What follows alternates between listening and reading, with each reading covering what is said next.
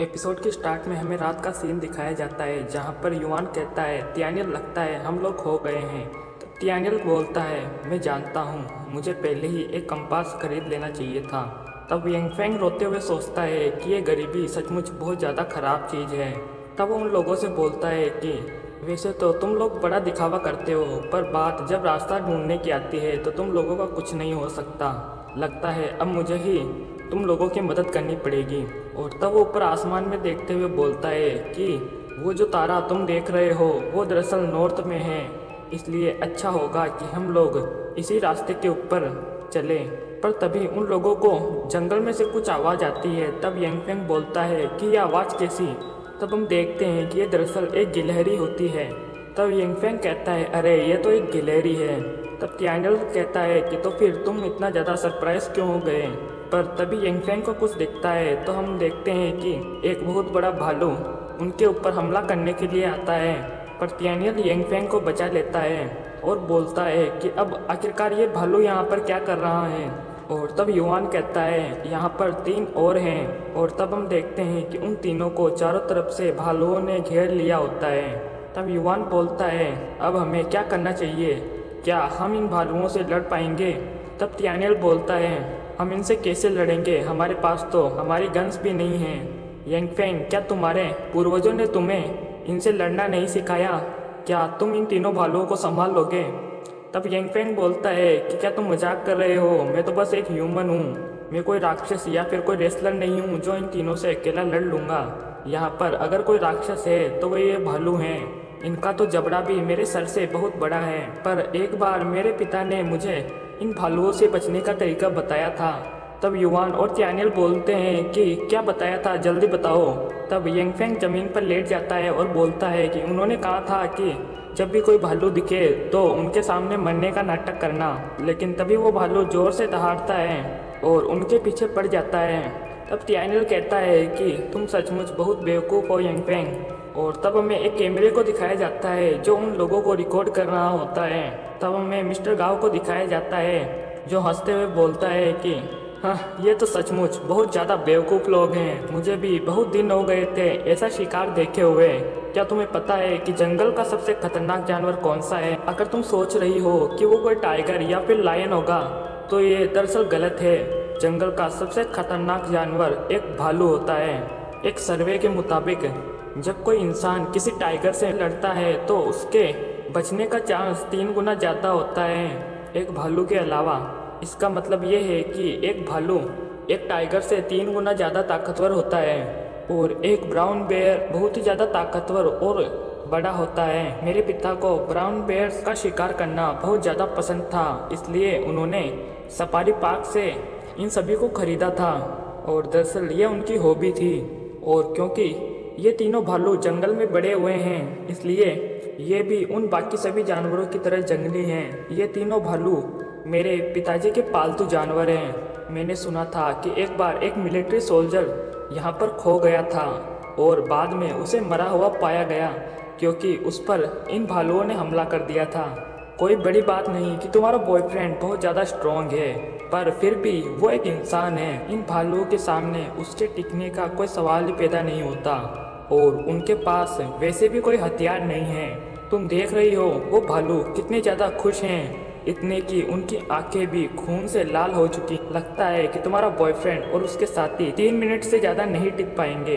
और तब हमें तियानियल, युवान और यंगफेंग को दिखाया जाता है जिसके पीछे वो भालू अभी भी लगे हुए होते हैं। तब यंगफेंग भागते हुए बोलता है कि मैं अब और ज़्यादा नहीं भाग पाऊँगा।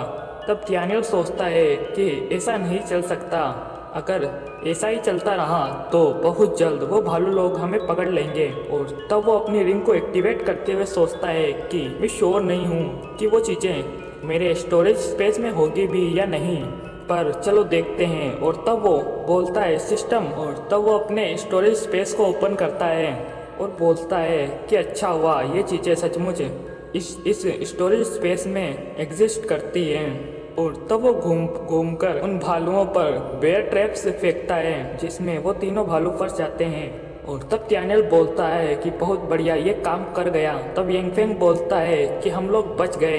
तब मिस्टर गाव कहता है कि ये क्या हुआ।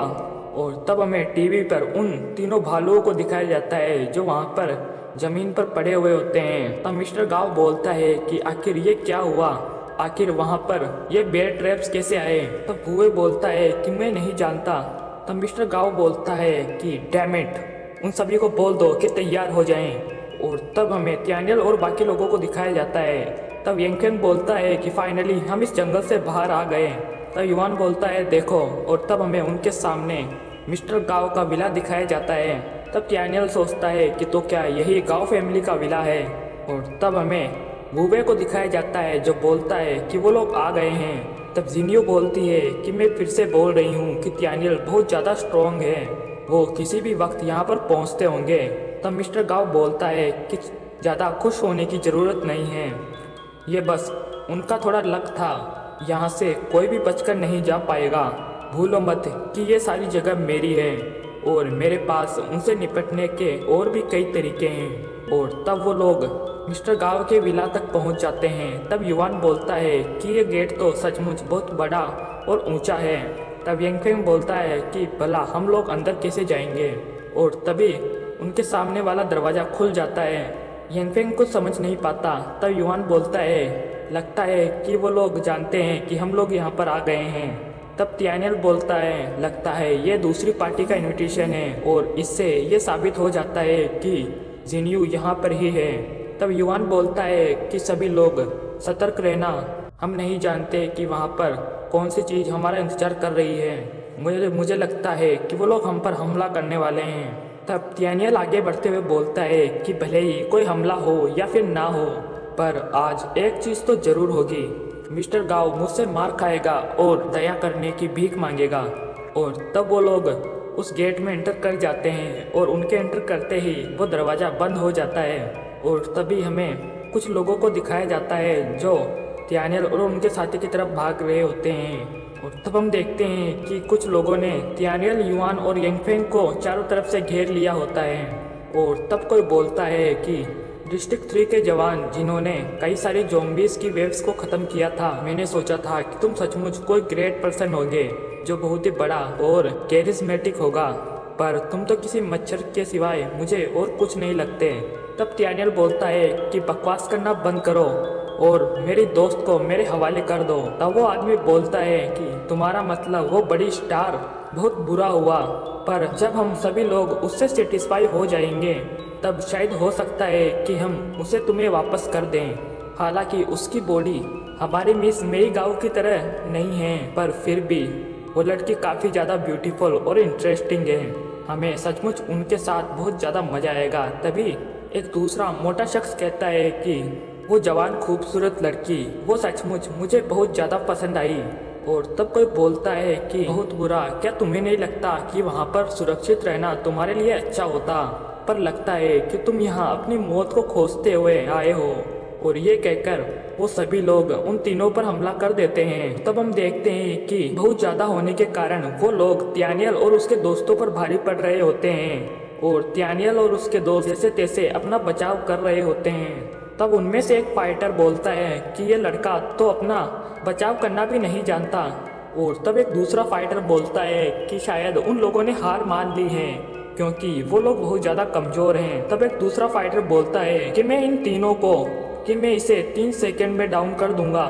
और तब वो फाइटर युवान को एक जोरदार किक मारता है। तब युवान सोचता है कि ये तो सचमुच बहुत ज़्यादा फास्ट था। इन लोगों की मूवमेंट स्पीड को देखते हुए लगता है कि ये लोग बहुत ही ज़्यादा प्रोफेशनल हैं। तब हम एक मोटे आदमी को देखते हैं जिसने यंगफेंग को अपने शिकंजे में पकड़ रखा होता है और बेचारा यंगफेंग उससे बचने के लिए रो रहा होता है। और तब एक फाइटर त्यानियल को पीछे से पकड़ लेता है और एक दूसरा फाइटर त्यानियल पर हमला करने के लिए आता है। तब जिनियो बोलती है कि त्यानियल संभल कर। तब मिस्टर गाव हंसते हुए बोलता है कि लगता है कि इन चैंपियंस का यहाँ पर होना मेरे लिए बहुत ही ज़्यादा फायदे का सौदा है। और तब वो जिनियो से बोलता है देखा, क्या तुम्हें अब भी लगता है कि वो एक ग्रेट हीरो है? भले ही उसने कई सारे ज़ॉम्बीज़ को मारा हो, पर मेरे सामने तो वो सिर्फ कचरा है। तब जिनियो बोलती है कि त्यानियल इस बेस के मिलिट्री कमांडर का बहुत ही अच्छा दोस्त है, अगर उसे कुछ भी हुआ तो मिलिट्री कभी भी तुम्हें यहाँ से जाने नहीं देगी। तब मिस्टर गाव बोलता है क्या तुम मुझसे मजाक कर रही हो? इस बेस की सारी प्रॉपर्टी मेरे गांव फैमिली को बिलोंग करती है, इसलिए वो सभी लोग मेरे साथ ऐसा करने के बारे में सोच भी नहीं सकते। और तब वो अपने फाइटर्स को ऑर्डर देता है कि उसे मार डालो। और तब डैनियल को पकड़े हुए वो शख्स बोलता है, क्यों भला अब तुम्हारी बोलती क्यों बंद हो गई? आखिर अब तुम्हारी हिम्मत कहाँ चली गई?